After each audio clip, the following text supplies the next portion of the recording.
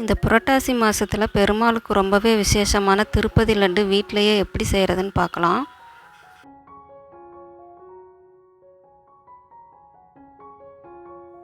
திருப்பதி லட்டு செய்கிறதுக்கு இது போல் நல்லா கோபுரமாக 1 கப்பு கடலை மாவு எடுத்திருக்கேன். இது வீட்டில் அரைச்ச கடலை மாவு. நீங்கள் கடையில் வாங்கியிருந்தால் ஒரு முறை சலிச்சுக்கோங்க. 2 டேபிள் ஸ்பூன் அரிசி மாவு,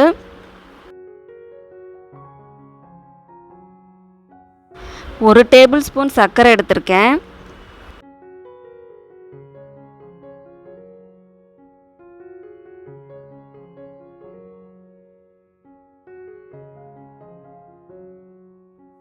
ஒரு கப்பு பால் எடுத்து வச்சுருக்கேன்.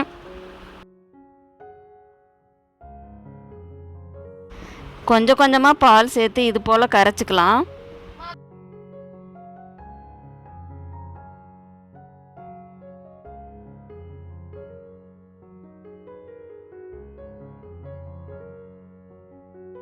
இது போல் விஸ்கில் கரைக்கும் போது மாவு கட்டி விழாமல் இருக்கும்.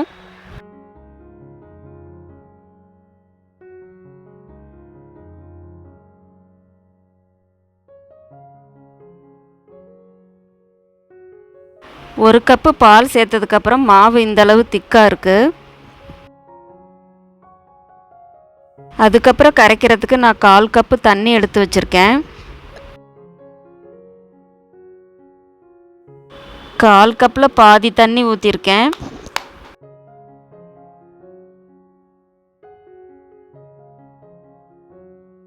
இது போல் தோசை மாவு பதத்துக்கு கரைச்சிக்கோங்க.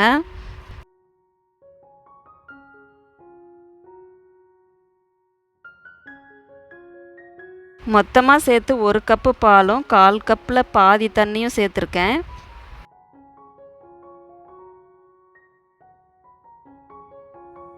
ஒருவேளை நீங்கள் அதிகமாக தண்ணி கலந்துட்டிங்கன்னா 1 ஸ்பூன் கடலை மாவு சேர்த்து கரைச்சிருங்க, சரியாயிரும். இப்போ பூந்தி எப்படி செய்கிறதுன்னு பார்க்கலாம். பூந்தி செய்கிறதுக்கு நான் 1/2 டம்ளர் நெய் எடுத்திருக்கேன். அதோட ஆயிலும் கலந்துக்கிட்டேன். ஃபுல்லாக நெய்யிலையும் போட்டு எடுக்கலாம். இந்த நெய் நான் வீட்டிலையே ரெடி பண்ணது. வீட்டிலையே ஈஸியாக நெய் காய்ச்சலாம். அதுக்கான வீடியோ லிங்க்கு டிஸ்கிரிப்ஷனில் கொடுத்துருக்கேன். மாவு விட்டோன்னே இது போல் மேலே வரணும். அதுதான் கரெக்டான ஹீட்டு. ஃப்ளேமை மீடியமில் வச்சுக்கோங்க.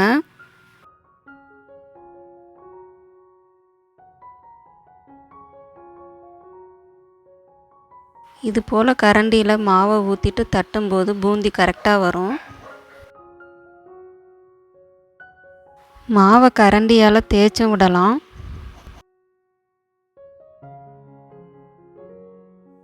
ஒருவேளை உங்களுக்கு பூந்தி தனியாக விழுகாமல் எல்லாமே ஒட்டிட்டு வந்ததுன்னா 1 ஸ்பூன் கடலை மாவு சேர்த்து கரைச்சிக்கோங்க. ரொம்ப நேரம் வேக விடாதீங்க, கிறிஸ்பி ஆயிரும். பூந்தி சாஃப்டாக இருக்கும் போதே எடுத்துருங்க. இது போல் கரண்டினால் தேய்ச்சும் விடலாம்.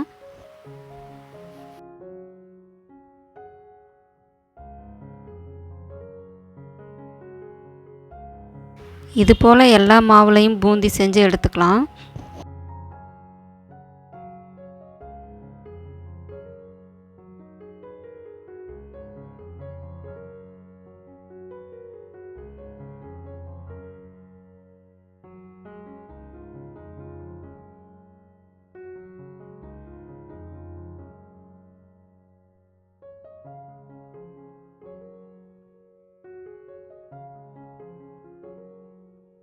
பூந்தி ரெடி ஆயிடுச்சு. இப்போ சர்க்கரை பாகு எப்படி வைக்கிறதுன்னு பார்க்கலாம்.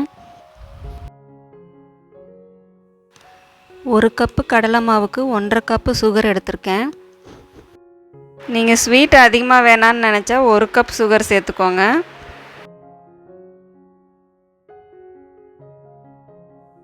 அரை டம்ளர் தண்ணி சேர்த்துருக்கேன்.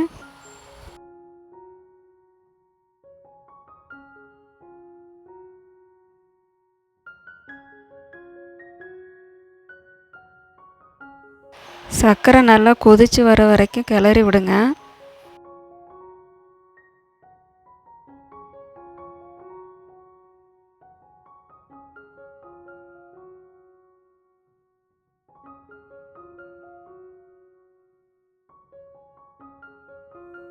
இது போல் ஒரு கம்பி பதம் வரும்போது ஸ்டவ்வை ஆஃப் பண்ணிடலாம்.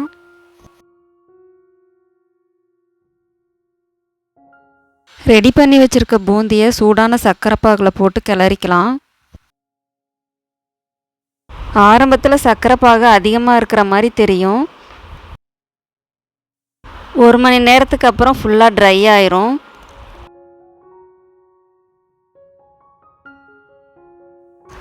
முந்திரியையும் திராட்சையும் நெய்யில் வறுத்து எடுத்துக்கலாம்.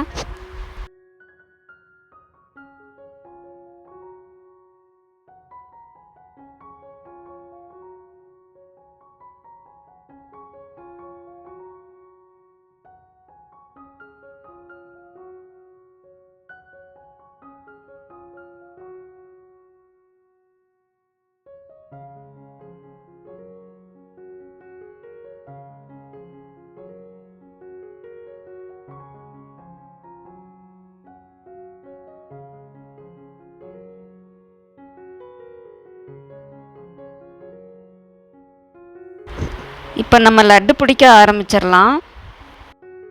வறுத்து வச்சுருக்க முந்திரி திராட்சை,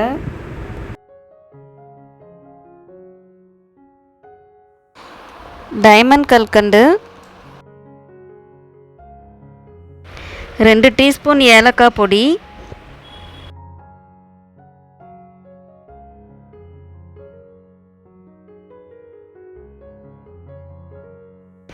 கொஞ்சமாக பச்சை கற்பூரம் சேர்த்துருக்கேன்.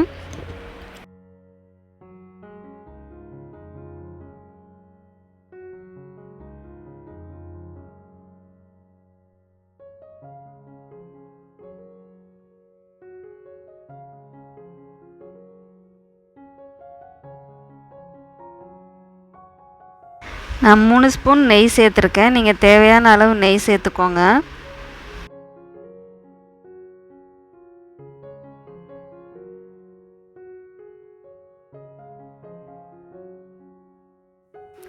தேவையான சைஸுக்கு லட்டு பிடிச்சிக்கலாம்.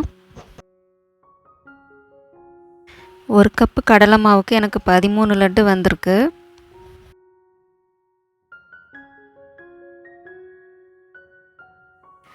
லட்டு செய்யும்போது ஃபஸ்ட்டு டே கொஞ்சம் சாஃப்டாக இருக்கும்.